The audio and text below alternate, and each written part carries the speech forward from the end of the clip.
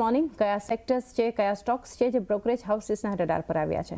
Good morning ચાની શરૂઆત આજે આપણે સેક્ટરથી કરશો તો ખાસ કરીને ડિફેન્સ સેક્ટર્સમાં મોતીલાલ ઓસવાલ તરફથી ખૂબ જ એક પોઝિટિવ બ્રોકરેજ રિપોર્ટ આપણે સમક્ષ આવતો જોવા મળી રહ્યો છે. અહીંયા તેમનું કહેવું છે કે પશ્ચિમ એશિયામાં જે અત્યારે વધતા તણાવ છે તેને ધ્યાનમાં લઈને વિશ્વભરમાં ડિફેન્સમાં ખર્ચ વધી શકે છે, જેનો સીધો ફાયદો ભારતીય ડિફેન્સ સેક્ટર્સને થશે, જેમાં ખાસ કરીને BL, HAL છે, ભારત ડાયનામિક્સ છે જેવા કાઉન્ટર્સ માટે અહીંયા ખરીદારીની સલાહ આપી રહ્યા છે. એસ્ટ્રા માઇક્રોવેવ માટે પણ આપણને ખરીદારીની સલાહ જોવા મળી રહી છે. ખાસ કરીને અગર જો ટાર્ગેટની વાત કરશો તો BL માટે 510, HAL માટે 5500, ભારત ડાયનામિક્સ માટે 1800 અને એસ્ટ્રા માઇક્રોવેવ માટે અહીંયા 1150ના ટાર્ગેટ જોવા મળી રહ્યા છે. પરંતુ ઝેન્ટેક માટે અહીંયા ન્યુટ્રલ રેટિંગ રાખ્યા છે અને લક્ષ્યાંક તેમને 1400 રૂપિયા પ્રતિ શેર કર્યા છે. ત્યારબાદ નજર કરશું તો એ છે ઇન્ડિયન ટાઇલ્સ કંપનીઓ પર જેફરીનો રિપોર્ટ છે. થોડોક નેગેટિવ રિપોર્ટ્સ કહી શકાય. અહીંયા તેમનું કહેવું છે કે પશ્ચિમ એશિયામાં તણાવને કારણે કરીને ગેસ પુરવઠા પર એક ખોરવાતી જોવા મળી શકે છે, જેનો એક નેગેટિવ ઇમ્પેક્ટ ટાઇલ્સ કંપનીઓ પર જોવા મળી શકે છે. જેનું મેઇન કારણ છે કે મોરબીમાં ખાસ કરીને ટાઇલ ઇન્ડસ્ટ્રીઝમાં આશરે 70% ફ્યુઅલ LNG જે છે તેનાથી અહીંયા જોવા મળી રહ્યો છે, જેને એક નેગેટિવ ઇમ્પેક્ટ જે છે તે ઓવરઓલ અહીંયા ક્યાંક ને ક્યાંક આપણને જોવા મળી રહ્યો છે. એટલું જ નહીં, આ ફ્યુલના ભાવ જે વધશે તેને કારણે કરીને કંપનીની આવક પર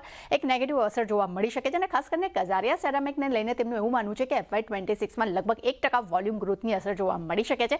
આ કારણસર અહીંયા તેના માટે આપણને હોલ્ડ રેટિંગનો રિપોર્ટ જોવા મળી રહ્યો છે. લક્ષ્યાંક તેમને અહીંયા 1310 રૂપિયા પ્રતિ શેર કર્યા છે. ત્યારબાદ અંબર એન્ટરપ્રાઇઝિસ પર નજર કરશું. જેફરીસ તરફથી ખરીદારીની સલાહ છે. લક્ષ્યાંક તેમને 9120 રૂપિયા પ્રતિ શેર કર્યા છે. અહીંયા તેમનું કહેવું છે કે ઉનાળા દરમિયાન માંગમાં એક વધારો આવી શકે છે અને ખાસ કરીને ઇલેક્ટ્રોનિક બિઝનેસમાં જે વિસ્તરણ થયો છે તેનો સીધો ફાયદો કંપનીને થઈ શકે છે. એટલું જ નહીં, ડેટા સેન્ટર બિઝનેસમાં કંપનીએ 2 નવા ગ્રાહકો પણ જોડ્યા છે અને આગામી 3 વર્ષમાં મોબિલિટી સેલ્સમાં લગભગ બમણું લક્ષ્ય હાંસલ કરવાનો પણ કંપની મેનેજમેન્ટ અત્યારે વિશ્વાસ રાખી રહી છે. આ કારણથી એક પોઝિટિવ બ્રોકરેજ રિપોર્ટ અહીંયા જોવા મળી રહ્યો છે.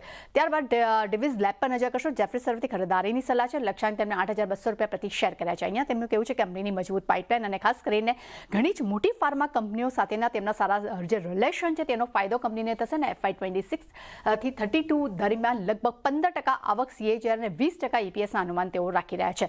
ત્યારબાદ એસ્કોટ કુબોટા પર નજર કરશું. અહીંયા આપણને કોટક તરફથી એડ રેટિંગનો રિપોર્ટ છે. લક્ષ્યાંક વધારીને 3375 રૂપિયા પ્રતિ શેર કર્યા છે. અહીંયા તેમનું કહેવું છે કે કંપનીનો કોર બિઝનેસ ગ્રોથ જે છે તે ડ્રાઈવર યથાવત જોવા મળી રહ્યું છે. ડેફિનેટલી અલ નીનોના સમયે ટ્રેક્ટર્સની ડિમાન્ડ થોડી મિશ્ર જોવા મળી રહી છે, પરંતુ આ કાઉન્ટર માટે ઓવરઓલ એક પોઝિટિવ બ્રોકરેજ રિપોર્ટ જોવા મળી રહ્યો છે. અને છેલ્લે નજર કરશું અપોલો હોસ્પિટલ પર. મોર્ગન સ્ટેનલી તરફથી ઓવરવેટ રેટિંગનો રિપોર્ટ છે. લક્ષ્યાંક 9209 રૂપિયા પ્રતિ શેર કર્યા છે. અહીંયા તેમનું કહેવું છે કે હોસ્પિટલ્સ અને પશ્ચિમ એશિયા તણાવની એક મર્યાદિત ઇમ્પેક્ટ ડેફિનેટલી ફાર્મા કંપની પર જોવા મળશે, હોસ્પિટલ પર પણ જોવા મળશે, પરંતુ મોટા હોસ્પિટલ્સમાં ખાસ કરીને ઇન્ટરનેશનલ જે દર્દીઓ છે તેની આવક લગભગ 4 થી 9% હિસ્સો તેઓ ધરાવે છે. એટલે ઓવરઓલ ચાની ઘણા બધા બ્રોકરેજ રિપોર્ટ છે, પણ દરેક પર આપણને એક સારી એવી એક્શન જોવા મળી શકે છે. જે બધા સ્ટોક્સ અને સેક્ટર્સ ફોકસમાં રાખીશું. તૃપ્તિ, આભાર આપનો સમગ્ર માહિતી માટે.